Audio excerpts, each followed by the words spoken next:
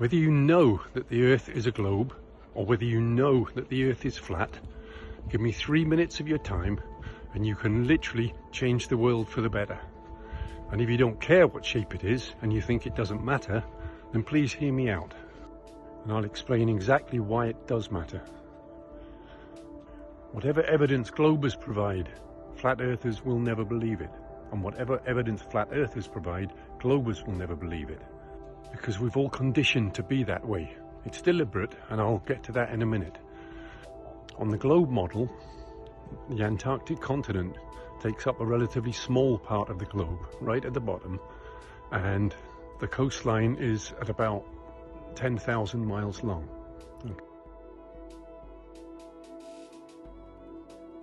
Okay.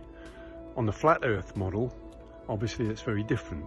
The Antarctic ice wall goes all the way around the outside, encompassing every continent on Earth, and is approximately 78,000 miles long. That's quite a difference, right?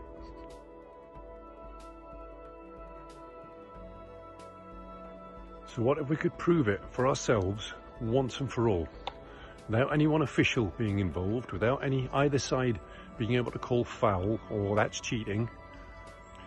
So here's what I propose. We get half a dozen of the most famous and outspoken globers, half a dozen of the most famous and outspoken flat earthers, and we put 3 of each into 2 different aeroplanes.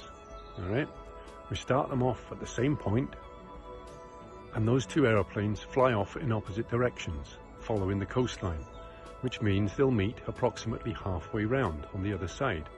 So on both models, supposing they set off from the closest point to Chile, and halfway round they're both going to meet up somewhere around Tasmania. All right, the difference will be the distance they've traveled and how far and how long it will take them to get there.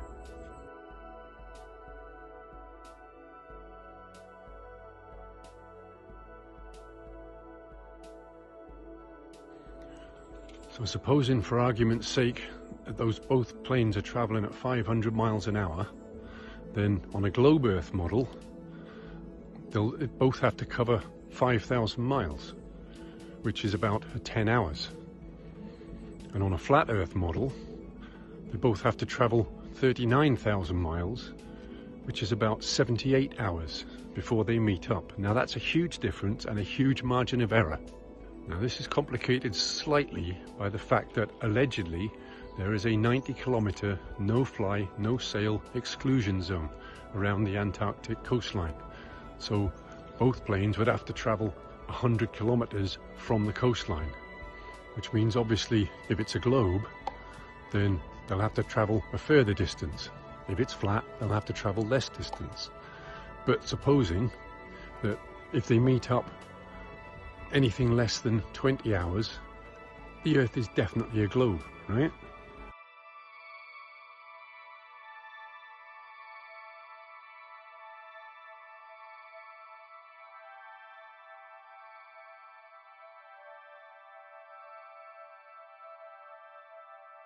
If they meet up anything after 60 hours, the Earth is very definitely flat. Now, if you give all 12 of those passengers a live feed camera, video camera, and also maybe one in the cockpit so they can see the distance traveled as well, all right, then there's no cheating, and one side or the other at the end of this journey, when those 2 planes meet up, is going to have to say what seems to be the 3 hardest words in this modern clown world: I was wrong. Now this won't cost a great deal of money, relatively speaking, but I would finance it in an instant if I had the money. I'm homeless and I can't even afford a pair of socks. So this is what I'm asking you to do. You don't need to like this, you don't need to follow me, but please repost it, save the video, and share it to absolutely everybody you know on every single social media post and platform you have, and then start petitioning, lobbying, and bombarding the rich and famous, people who can afford to do this, to get it done. I'm thinking particularly the rich and famous who claim to be of the people and for the people. So maybe the likes of Donald Trump, maybe the likes of Mr. Twitter, sorry, Mr. X, Jordan Peterson, David Icke, Joe Rogan, your favourite sports stars, your favourite movie stars, pop stars, celebrities, anyone who's got deep enough pockets to do this and an interest in actually finding out the truth. Because here's why it matters. The powers that be have got the capability to do this. They've had the capability for many, many years, and they won't do it. Why?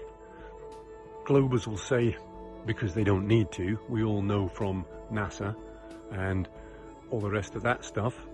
And flat earthers will say, because they know it's a lie. Okay? How do we find out the truth unless we get it done ourselves? Because the powers that be don't want everybody to know the truth. Okay? And now I'm not saying it's one reason or the other, but the point is, it's an artificial fence that keeps everybody divided.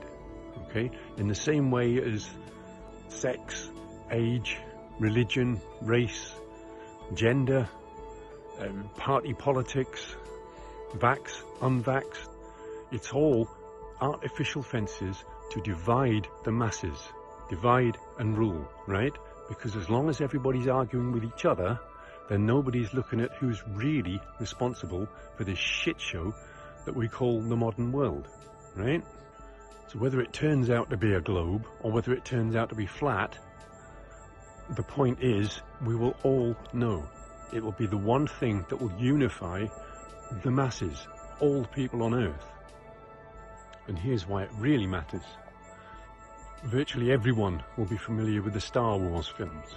And at the end of the first film, the all-powerful, seemingly invulnerable, invincible Death Star is destroyed by one inherent weakness, right?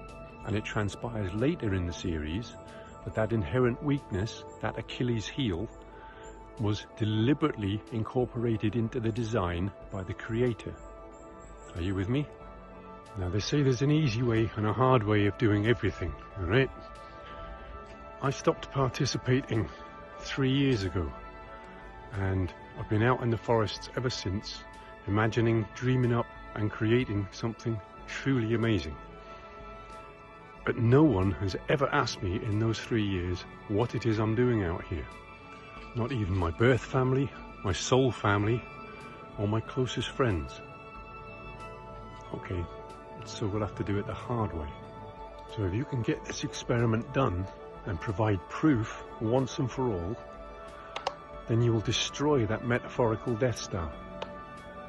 You will not only break free from the Matrix, but you will break the Matrix, which will allow new Earth to come into existence with its infinite possibilities for the abundance and prosperity for all living creatures on Earth. I think that's worth doing. But I'm out of mobile data, I'm out of money, I'm out of time, and frankly, I'm out of patience. So this is Ecotopia, signing off. I love you all, and have a fabulous day.